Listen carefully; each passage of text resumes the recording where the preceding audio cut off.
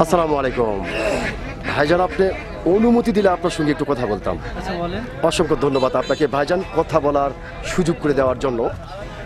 তো ভাইজান, সর্বপ্রথমে জানতে চাচ্ছি আপনি কেমন আছেন? আলহামদুলিল্লাহ, যে আল্লাহ আপনাকে ভালো রেখেছে। তো ভাইজান, আপনার নামটা জানতে পারি?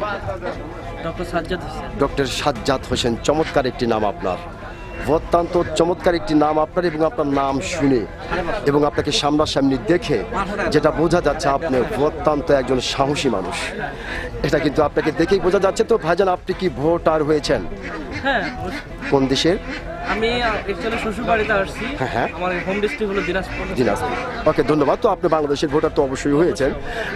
তো ভাইজান, যেহেতু আপনি বাংলাদেশের একজন সচেতন নাগরিক এবং বাংলাদেশের অত্যন্ত একজন সাহসী মানুষ এবং বাংলাদেশের ভোটার, বাংলাদেশের নাগরিক, সেই ক্ষেত্রে একটি বিষয় আপনার কাছ থেকে জানতে চাচ্ছি যে এইবার বাংলাদেশের সরকার কে হতে পারে?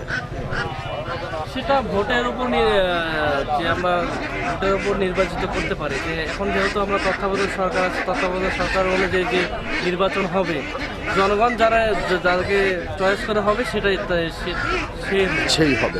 অসংখ্য ধন্যবাদ ভাইজান আপনাকে। আপনি যে সত্যিকারের একজন সাহসী মানুষ, আপনি কিন্তু আপনার সাহসিকতার পরিচয় দিয়েছেন।